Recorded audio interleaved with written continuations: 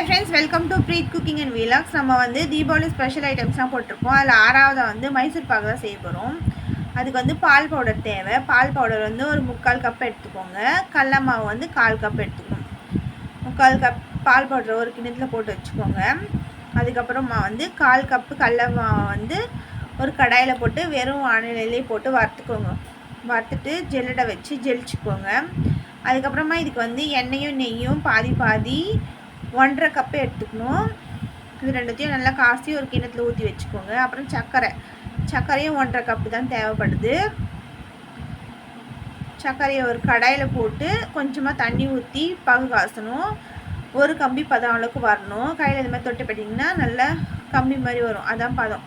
அது மாதிரி வந்தோடனே நிறுத்திட்டு நம்ம வந்து கடலை மாவும் பால் பவுடரும் எடுத்துக்கின்னு அதில் வந்து நெய்யை வந்து ஒரு 1/2 கப்பு ஊற்றி நல்லா கலக்கி வச்சுக்கோங்க. வச்சுக்கின்னு சர்க்கரை பாகு எடுத்தோல்ல, அதிலே அந்த கடல மாவையும் பால் பவுடரையும் ஊற்றி கலக்கினே இருக்கணும். சிம்மில் வச்சு செய்யுங்க, இல்லைன்னா கருகி போயிடும். சிம்மில் வச்சு கலக்கினே இருக்கணும். இதை கலக்கி விட்டுட்டே இருக்கும்போது நடுவில் கொஞ்சம் கொஞ்சமாக எண்ணெய் வச்சுருந்தோம்ல, அதையும் ஊற்றி கலக்கணும். அப்போ தான் நம்மளுக்கு வந்து கடாயில் ஒட்டாமல் வரும். சிம்மில் வச்சு செஞ்சிங்கன்னா நல்லா வரும். இந்த மாதிரி கொஞ்சம் கொஞ்சமாக ஊற்றினே இருந்தீங்கன்னா நெய் கொஞ்சம் கொஞ்சமாக கட்டியாகும். இந்த மாதிரி ஒரு 1/4 மணி நேரம் செய்யணும். 1/4 மணி நேரம் கலக்கினே இருக்க வேண்டியது இருக்கும். மெதுவாக தான் செய்யணும், கொஞ்சம் டைம் எடுக்கும், ஆனால் டேஸ்ட்டு நல்லா வரும். இந்த மாதிரி நல்லா கலக்கினே இருங்க. பாருங்கள், ஒட்டாமல் வருதில்ல, இந்த மாதிரி வரணும். நல்லா இந்த மாதிரி வந்துச்சுன்னா இந்த மாதிரி கட்டியாகிடும். அந்த பதத்தில் வந்தவுடனே ஒரு தட்டில் வந்து நெய் தடவிட்டு அதில் வந்து இந்த ஸ்வீட்டை போட்டு ஸ்ப்ரெட் பண்ணி விடுங்க. நல்லா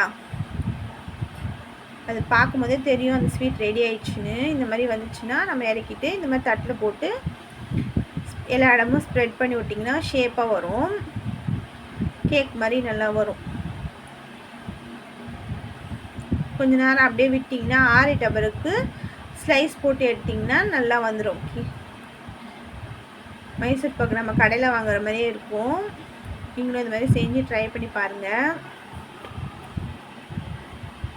எவ்வளோ நல்லா வருது. நடுவில் வந்து டார்க் ப்ரௌன் கலரில் வரும், மேலே வந்து லைட் ப்ரௌன் கலரில் வந்திருக்கும். அப்படியே இதை நீங்களும் செஞ்சு பார்த்துட்டு எப்படி இருக்குன்னு எனக்கு கமெண்ட் பண்ணுங்கள். இந்த தீபாவளிக்கு செஞ்சு சாப்பிட்டு என்ஜாய் பண்ணுங்கள் ஃப்ரெண்ட்ஸ்.